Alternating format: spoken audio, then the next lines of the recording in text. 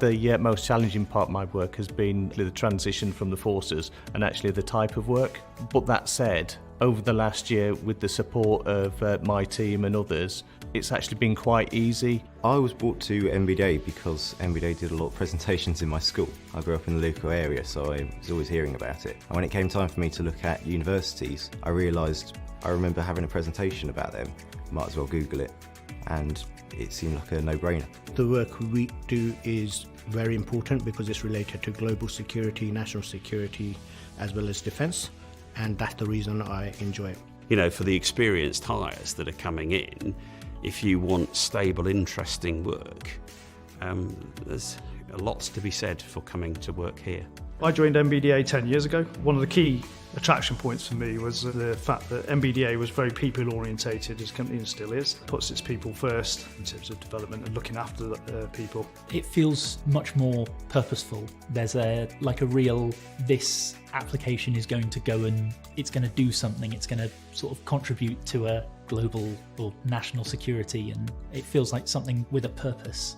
It's the sort of place that you sort of talk to people about what you do and everyone goes, oh, that's interesting.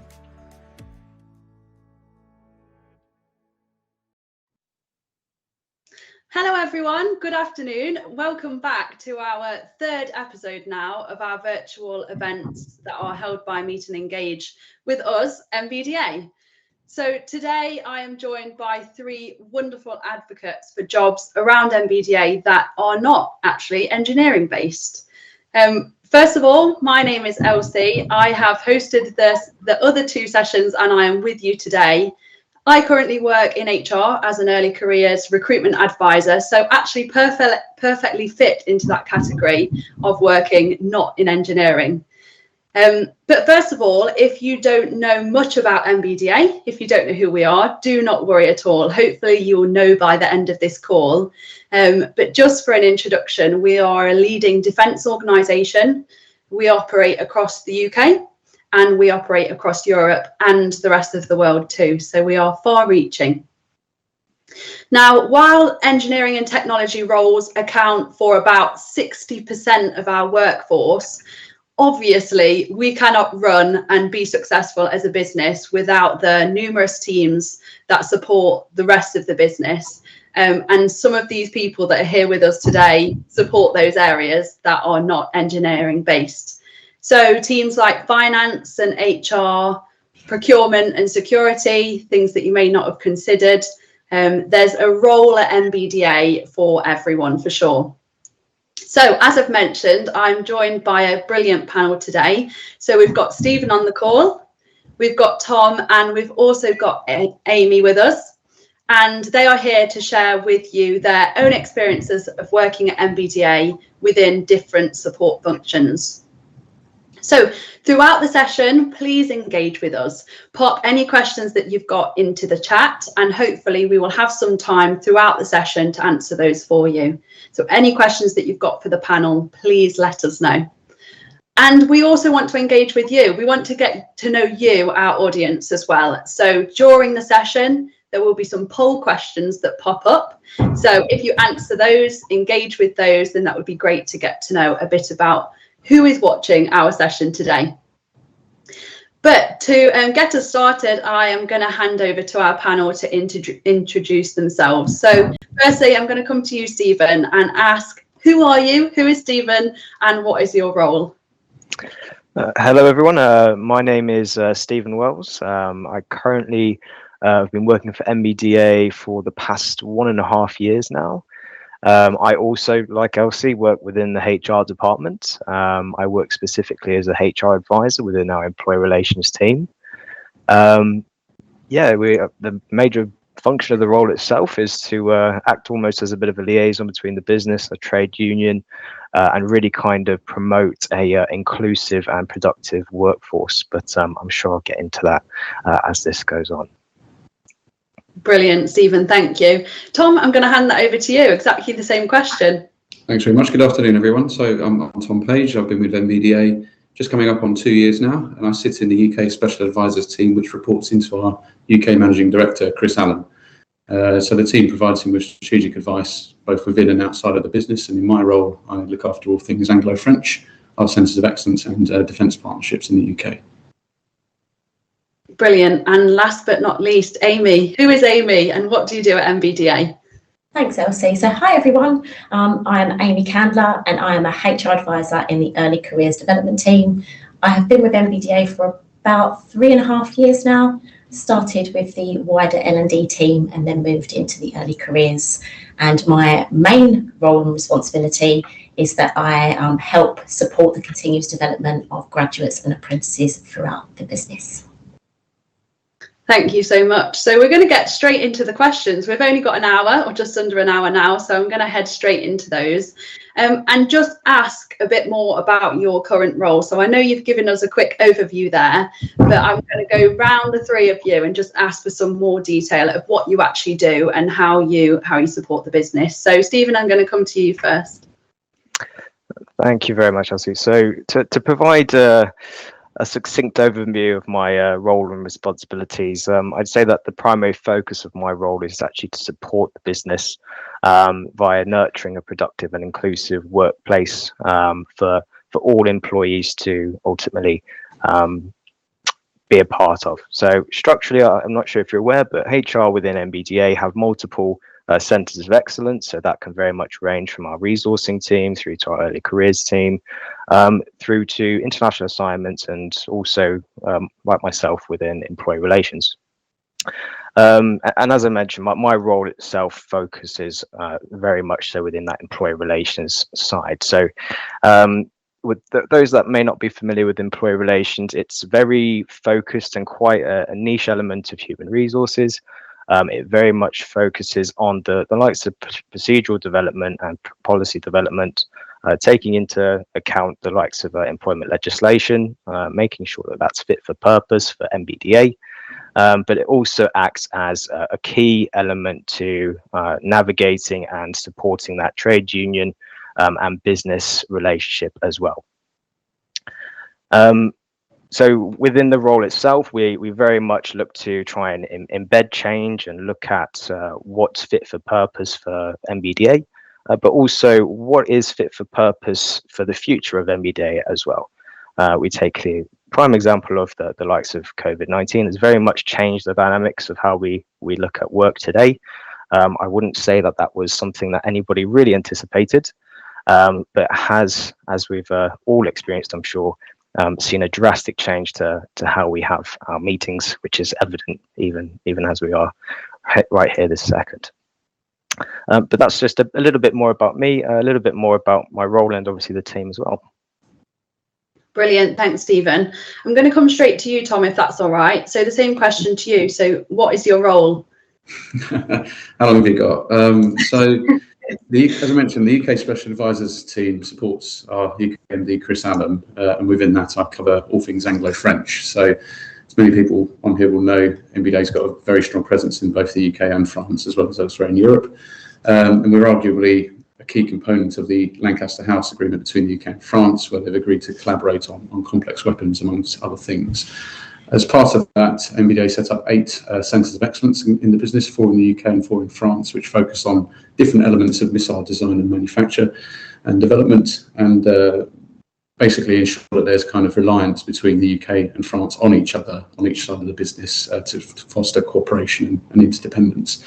My role is really to make sure those centres of excellence are happy, which is easier said than done at times, but also communicate how they're getting on and the kind of issues and concerns and things they're working on to the Ministry of Defence, but also to the DGA in France, and obviously provide feedback to Chris Allen so that he can enact accordingly.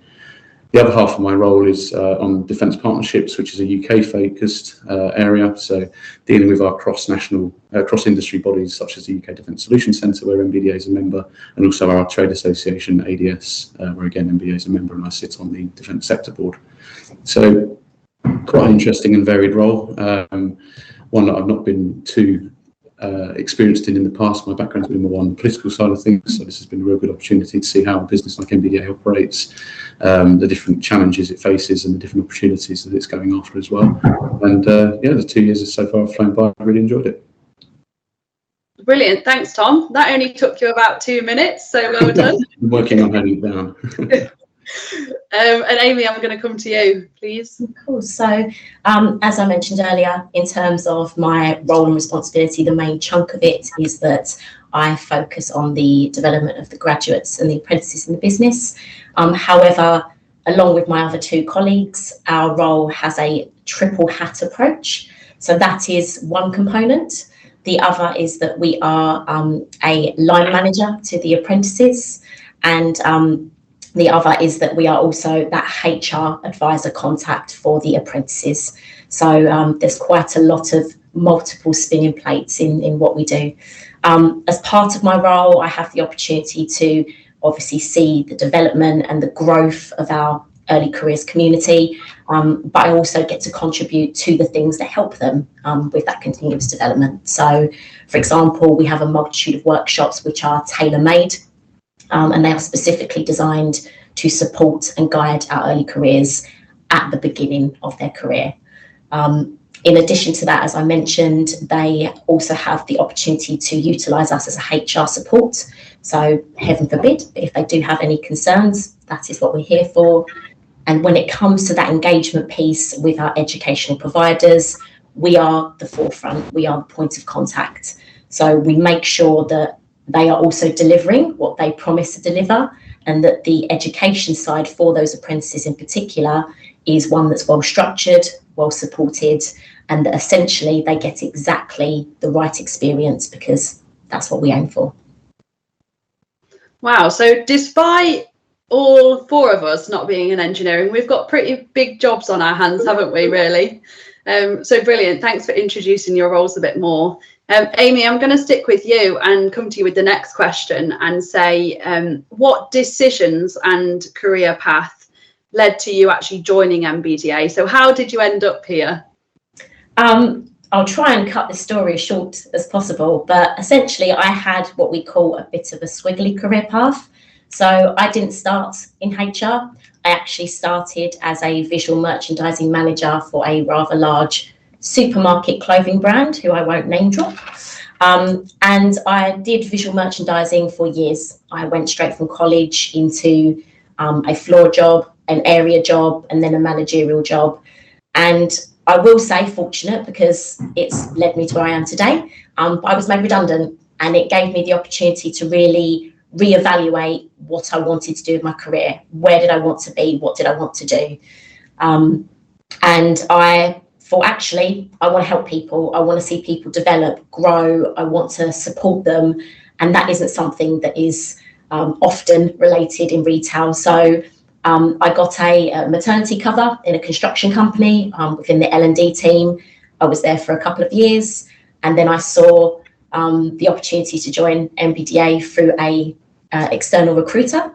I didn't really know much, so I did a bit of research, and I thought, wow, this looks really exciting. And I didn't think it would be something that would excite me, considering where I came from in my roles. But yeah, I was really drawn to it. And the minute I had my interview, I wanted it. I knew that these were the type of people I wanted to work with. This was the type of work I wanted to engage with. So that's essentially how I got into MBDA. And as I mentioned, I originally started with the wider L&D team, and I saw the opportunity to join the ECP team, and it really, really excited me. So I took that opportunity. Brilliant. Thanks, Amy. Tom, how did you end up at MBDA? Was it similar to Amy or different? I had a kind of focused career path, but the role I'm in at MBDA now is different to that. So just to give the background. So I started my career, this makes me feel very old, back when the Labour Party were in power. So I worked in government back then. So I worked for the then private secretary to the Secretary of State for Defence. Obviously lost my job in 2010 when Labour booted out of office, but that created opportunities. I've always been a bit of a defence and aerospace geek, so that's where I wanted to work, and obviously interested in politics as well, and ended up working for a public affairs consultancy. So they provide advice to big businesses like MBDA and others across all different sectors, but I specialised in defence and security. I worked there for a number of years looking after a lot of big American primes and some big UK names as well, like Kinetic and Babcock. And then moved in-house, so doing a similar sort of role, but within an organisation. So I moved over to Airbus, worked for a time in their commercial aircraft division, again doing the government relations piece, and then over the road from MBDA in Stevenage at the Airbus site there in Defence and Space. I then took the decision to move to a slightly different business, which was Reaction Engines, which is a little engineering company in Oxfordshire of about 200 people, to head up their government relations practice. They were chasing a large amount of government funding at the time. And then a friend of mine who happened to work at MBDA told me about a new role that was going in the special advisors team. Did I fancy staying in a sector I enjoyed, but doing something a little bit different, moving away from politics? And given all of the trials of Brexit, I felt the time was right to move away from politics, and ended up here in the role I'm doing now. So still using a lot of my sort of stakeholder management and engagement skills, but with the customer now rather than sort of hobnobbing with the politicians, which can be less fun than it sounds at times. So yeah, great to have made the jump, and as I said, really enjoying it. Nice one, thanks Tom. So it's been quite squiggly too, as Amy said. I guess it's along the same line, but lots of change, yeah. But as I say, I always had that kind of defence and a bit of politics at its heart, which is my two sort of personal interests. So to talk about what I enjoy for a living is great fun. Nice one, thanks Tom. Stephen, I'm going to come to you next. Ask you the same question. In truth, I think mine is probably going to come across as slightly less squiggly, but I'll try and articulate as best I can. So I very much saw HR as a bit of a career path for me at quite a young age, and it was probably, if I were to retrospectively look at it, I'd probably say it stems back to when I actually did A-levels. I had quite a strong interest in business in general, but more specifically on the psychology and the social element of it as well. So obviously post A-levels, I very much went down that traditional route of going through to university, did a bachelor's in human resources, which was quickly followed up with a master's in human resources as well. I then went through to a graduate program at a completely different company, completely different industry, as a HR graduate, and very much kind of learned business in a general sense, but was exposed to various elements of HR as well as part of that program. It really opened my eyes from a professional standpoint, and I gained huge amounts of skills and some insight as well with respect to that experience. I then subsequently worked my way up through that company, gained some valuable experience specifically within the employee relations domain. I then noticed an opportunity at MBDA, and it really resonated with me personally. My dad's he was in the army for 20 plus years, which constituted a lot of my childhood.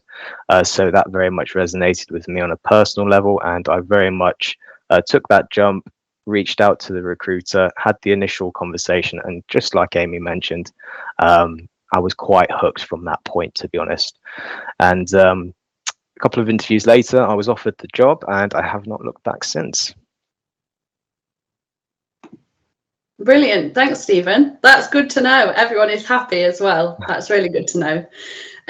So I'm going to come with the next question about the impact that your actual role has on MBDA as a business. So kind of looking a bit higher level, less of the day-to-day and more about what impact your job and your team have on MBDA.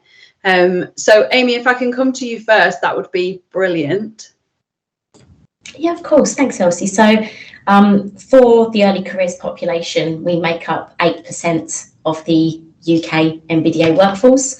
So there's quite a large number of people that we are influencing, that we are developing, and that in turn does have a knock-on effect for the business. We need to make sure that when it comes to the apprentices, they're getting the right studies, which then links back to their role, and therefore can then contribute to the objectives and the mission of MBDA. For me, it is the main thing is that we are improving, that we're improving the individual's understanding of what they'll be doing on a day-to-day basis. We're improving their knowledge. We're giving them the tools, the resources. So again, it has that continuous support, which then has that kind of domino effect. So for us, our ambition is that we do upskill our early careers community. We give them the opportunities to develop themselves, whether that's knowledge, skills, or behaviours, that can then contribute to whether it's a project, whether it's a team, or as I mentioned, whether it's MBDA's objectives as a whole. So not too much pressure on us, but again, making sure our future talent is exactly where it needs to be. Brilliant, thanks Amy. So you are the starting point, which is, I guess, a nice place to be. You can see that growth through MBDA. Yeah. Nice. Stephen, I'm going to come to you with the same question next, if that's all right.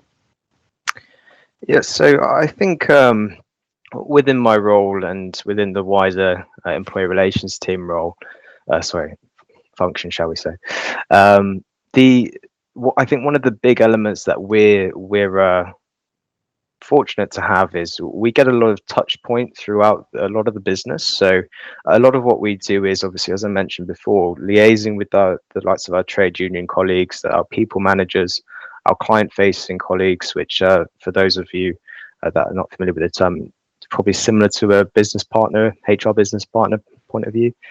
And we very much work with these individuals in order to kind of keep an eye on how the workplace is developing and the kinds of demands and needs that employees have. And from a team perspective, we look to try and absorb those and take them into consideration, because I think how people view work and obviously the workplace, it's very different to what it was even 5 years ago now. There's this added element of working from home, which obviously, as you can see where I am today, I'm not quite in the office, which poses a completely new challenge. And I think from an ER perspective, it's extremely interesting to see how we can navigate that, not just from a broader business perspective, but also from an MBDA perspective, how we can make that dynamic work for our people, as well as MBDA itself. So from a team perspective, we touch on a lot of other elements, but I think from a focus standpoint, that's something extremely interesting as well. But apart from that, we very much look at developing our procedures, our policies, make sure that they're fit for purpose, and very much look at some of legislation changes, the impacts of Brexit, which I appreciate, Tom, you would probably view that in a slightly different manner, but there are some employment law and legislation as well, elements that we also try and keep on top of with respect to that. So it's very varied, and we have a lot of touch points, as I mentioned, and as such, no day's a dull day. Brilliant. Thank you, Stephen. Tom, I'm going to ask you the same question about how your role impacts business and life at MBDA too. Sure. Apologies, had to move rooms. I got somebody called me from the meeting I had in the London office here. So obviously the role I'm involved with is quite strategic in its nature, as I sort of touched on, given how it sort of flows out of the Lancaster House Agreement, and so it's seen as strategically important by both MBDA but also by the UK and French governments. So we really have to make sure we get it right. And as I mentioned, the 8 centres of excellence are kind of my primary touch points in the business. We have to really make sure that we're delivering on what we've promised to the customer, what we've committed to through international agreements. And equally ensure that those centres of excellence are delivering benefit to MBDA and developing the products and the technology we need for our missile systems that we sell around the world. So, sometimes you do have to take a step back and appreciate just how big some of the issues are that you're dealing with, to be honest, because you can get kind of lost into the minutiae and the day-to-day. But it really does deliver value and does impact on the operational performance of the business. On the UK side of things, on the part I mentioned about defence partnerships, the majority of my time is really acting as MBDA's voice in these pan-industry forums, where if we're not speaking up and we're not represented, then those other voices will dominate the conversation, and that may not be in our interests when you've got the likes of Raytheon or Thales or Lockheed Martin involved in those forums as well. And a lot of that work feeds back into government as well. We're responding to committee inquiries, to consultations that the Ministry of Defence is running. So again, it's ensuring that the MBDA voice is heard and that the policy environment that we operate in the UK is therefore effective to what we're trying to achieve. So it is very broad in how it reaches back into the business, but and at a very high level, but very strategic at the same time. Okay, thank you, Tom. I'm just going to take a pause there, if that's okay, just to have a look at some of the questions that are coming through in the chat to make sure that we can get through some of those. So we've had a question asked by Pat, which is about where you're based in your roles. So Pat has asked, are you office based in your roles, and what's the actual physical workspace like? So Tom, seeing as we can see you in the office today, and Amy as well, but we'll go to Tom first and ask you that question, if that's all right. Yeah, of course. So contractually, I'm a Stevenage-based employee, and I tend to divide my time really into thirds between Stevenage, the London office here, and my home office as well. Really, I kind of go where I'm needed. The London office is a real good hotbed to meet lots of different senior elements within the business, like the Defence and Political Advisors team and others. And Stevenage is more for going to see the Centre of Excellence staff that are based there, the rest of the Special Advisors team as well. And then obviously, home working is a great benefit to be able to enjoy as well when I've got a young son at home. But sometimes that's a bit of a pain as well. London's also a useful place to go on to other events, so I'm often involved in events in Parliament and the Ministry of Defence, so it's helpful from that perspective. But equally, I do get a bit of travel occasionally over to La Plessis to again see the French Centres of Excellence and meet with my French counterparts on the other side of the business there. Thanks, Tom. It is very much of a mix, isn't it? Dependent on your role, dependent on your team and where they're based too. So hopefully the audience can see that today, that myself and Stephen are based at home today, Tom and Amy in different offices as well. So I hope that helped it with your question, Pat. But also just a shout out to the other episodes of our Meet and Engage series that we've done.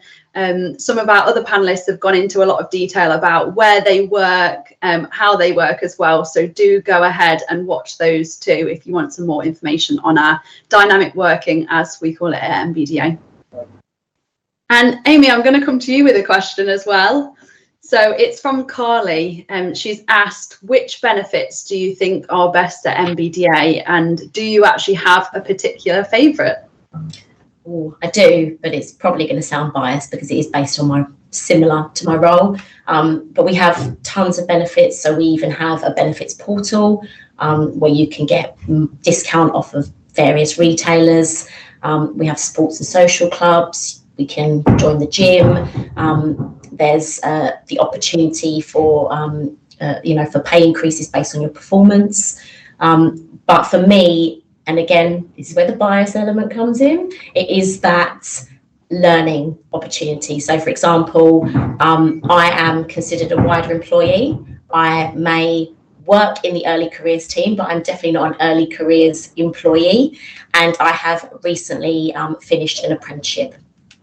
So for me, it's the fact that as an organisation, they are willing to put the time, the money into making sure that you develop.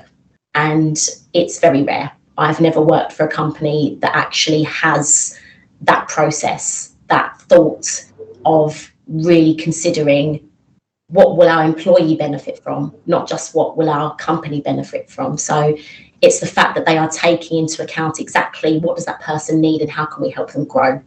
And it's been a huge benefit to me to do this apprenticeship. And the fact that already is being considered that will go on to the next level, which again proves the investment that MBDA is willing to put into their employees is tenfold. Brilliant. Thanks, Amy. I hope that answers your question, Carly. I'm going to ask another question to the panel, so to all three of you, about your role specifically. I know you've given us some information about what you do and how you do it as well.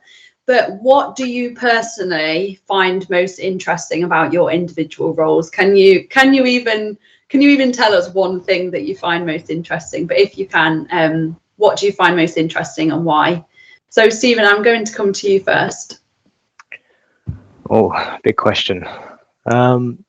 There's multiple elements, if I'm honest, that I personally find interesting about my role. One element, and probably the biggest element for me, is the variety I touched upon it previously, and I can confidently say that at least within my current role within employee relations, no one day is the same. I think due to the nature of what I do, there's an element of dealing with individuals, and they vary in terms of where they are within the business, and ultimately, as we're all even on this panel, we're all individually very unique. So if you were to just extrapolate that across the board, that I think really kind of hits home as to what kind of variation I see it within my role. But if I were to narrow it down and give you a direct answer, Elsie, in terms of what specifically I quite enjoy, it's probably, at the moment anyways, the constant update and legislation changes that we're seeing within an employee relations environment. So the impacts, as an example, of COVID-19 has really changed the dynamics of how employee relations operates, which I appreciate I've touched on previously. But on top of that, we're also kind of seeing the likes of Brexit potentially coming in as well. So we may see some legislative changes or some slight shifts throughout the calendar year, and that in itself, whilst nothing is set in stone at this point anyhow, it's extremely interesting to see how that might look like and how we might as a business be looking to adapt that and ultimately make it work for us. But yeah, it's extremely interesting, and the element I'd probably narrow it down to, once again, to bring it back full circle, is that constant unpredictability and that constant change is really interesting. Yeah, kind of dealing with change on a day-to-day, Stephen, and adapting to that is something that you've got to be skilled to do. So nice one, well done. Amy, I'm going to come to you next and ask you the same question. Stephen stole my answer, so I completely agree with Stephen. It's the unpredictability, but in a good, positive way, not in a oh my god, I'm panicking type of way. It's the fact that, as well, for me, I get to really invest in the programs that we deliver, and we're a part of making sure that program is still fit for purpose, that delivery is still exactly where it needs to be, and that it's giving the right results for our early careers community. So that's a really interesting part for me, because it also allows me to play on my previous creative skills, I guess, and interpret those into the programs, the events that we host as well. So yes, I agree with Stephen. The unpredictability, the day-to-day being completely different is very exciting. If I did have to pick one thing, it would be how I get to help evolve and improve our programs and our learning opportunities. Amazing, thanks, Amy. Tom, I'm going to come to you finally. I guess your role is always changing as well. Yeah, very much so. Area you work. Yeah, exactly. As Stephen and Amy said, that no one day is the same, really. So that does keep you on your toes and keeps the role interesting, certainly. And I guess for me as well, it's embracing my as I mentioned, my inner defence geek and aerospace geek, as I very fortunately get to go to the Farnborough Air Show and the DSEI every other year as well. So it's really great to sort of see how the business markets itself in that respect, and see what the rest of the sector is up to. Just the big strategic policy issues that we're working with, it's amazing to be involved in some real big decisions that have real impact on the business as well. Equally, I just really enjoy the people I work with, both directly. There's just a huge range of different characters and different backgrounds of people that I work with, but equally, when I get the opportunity, I love wandering around the sort of shop floor, as it were, and meeting the people who actually make what we sell, really, and hearing from them how the technology is developed and how it works. Because the reason I'm on this particular call is I'm not an engineering person by background, but I found it fascinating. So just to sort of be involved in what they're doing and helping giving them the conditions in which they can do their job, I just really enjoy being a part of that. Nice one, Tom. So again, that bigger picture and seeing where it all starts as well. It's cool. Thank you. So I'm just thinking about our audience now, and if anyone's kind of sat there thinking about applying for a job at MBDA, or that they have already applied for a job at MBDA and they're currently in that recruitment process, do you have any top tips that you could give someone that's in that situation now? So some advice, what you'd say to them if you could talk to them directly. So Tom, I'm going to come to you first. So specifically for working at MBDA, I'd say learn your acronyms, because there's a lot of them. I think there's even a training program that runs to teach you them as well, which is obviously very helpful. But no, seriously, I mean, my career path has very much been about who you know. So it's just get out there and network and promote yourself, because if you don't do it, nobody else will. And you'd just be surprised where a simple conversation with somebody can end up, even if they're in a completely different role to what you're thinking of doing. You might open up a new interest and a new career path for yourself just by having that conversation. And yeah, just obviously, you know, coming to a company like this, be enthused about the sector that we work in and what we do as a business as well, because it's very important to the sort of culture at MBDA as well. Brilliant, Tom. Amy, do you agree? Do you think anything different to what Tom's mentioned? To be fair, I completely agree. For me, it would be just do it. I now look back at my previous life, I guess, and I can't believe that was where I was. I feel like I was meant to be here all along, which probably sounds quite cheesy, and I apologise if it does. But this has by far been the best organisation I've worked for.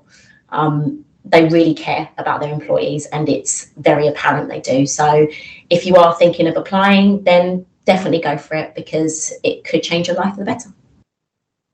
Thank you, Amy. Stephen, again, do you agree with what Tom and Amy have said? Do you think anything slightly different? I really couldn't say that I think of anything different in comparison to what Tom and Amy have kindly just mentioned there. And if anything, I support exactly what they've both just said. I think in terms of top tips for myself, this will probably hammer home as to exactly what Amy's just mentioned a little bit more so, but I'd really just emphasize that. And I think based upon my personal experience, and I appreciate there's a degree of subjectivity here, but MBDA truly is amazing. There's no other way that I can put that. The amount of support that they give in terms of the various avenues that you might want to explore both personally and professionally is quite outstanding. I find that quite difficult to compare as well to previous employers that I've personally had interactions with. And if there are any apprehensions that I think any of the audience might have, whether or not it's specific to the actual role, or maybe you're concerned about the location, maybe you're concerned about your level of experience, I'd recommend that you apply anyway.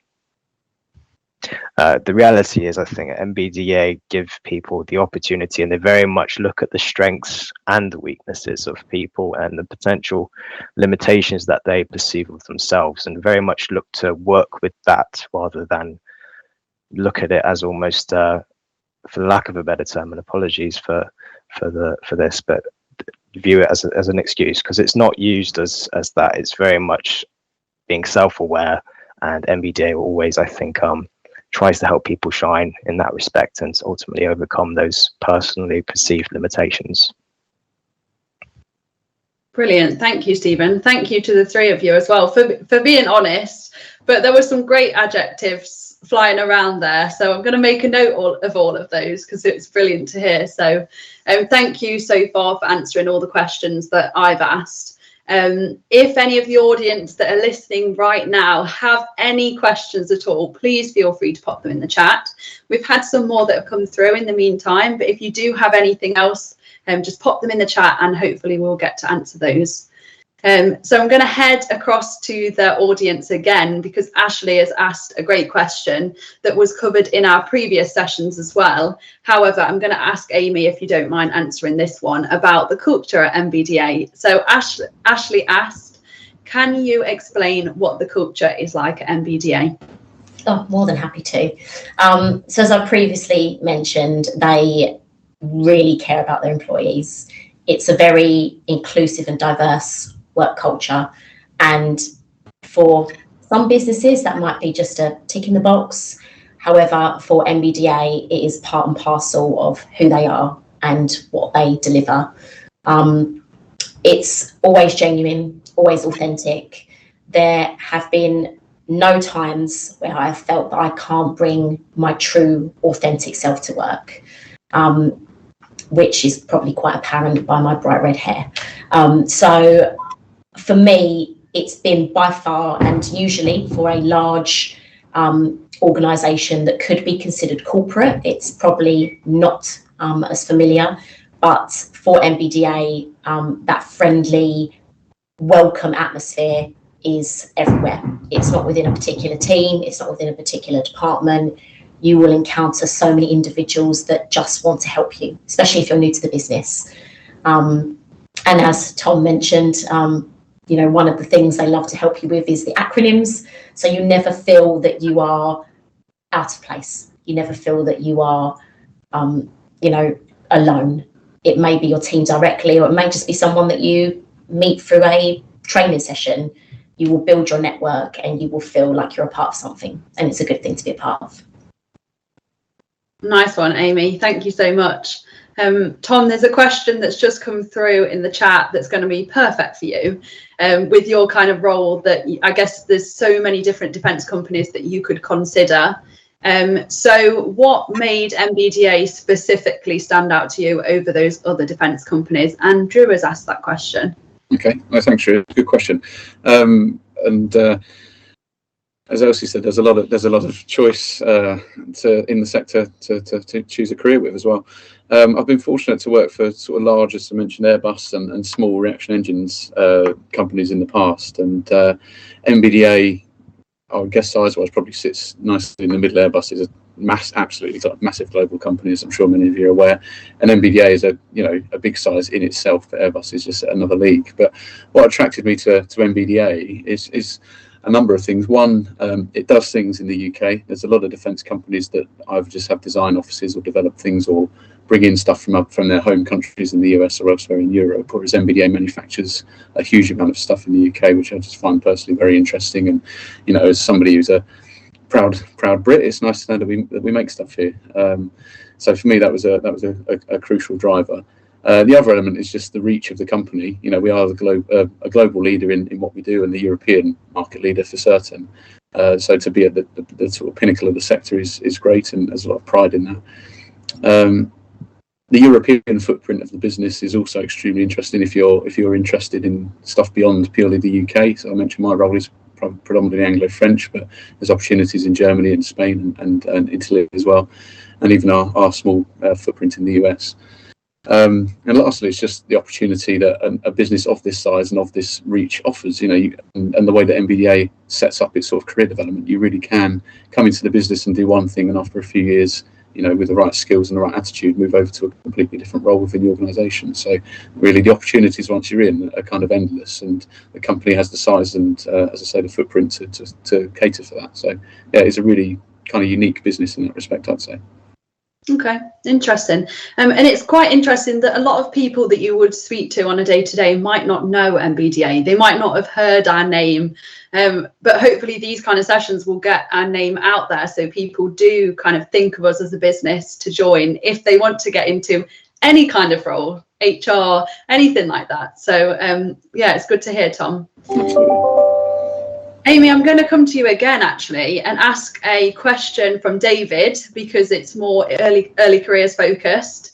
And David has asked, what is the training like, and how can graduates specifically keep up with the pace of training? So good question, David, and over to you, Amy, on that one.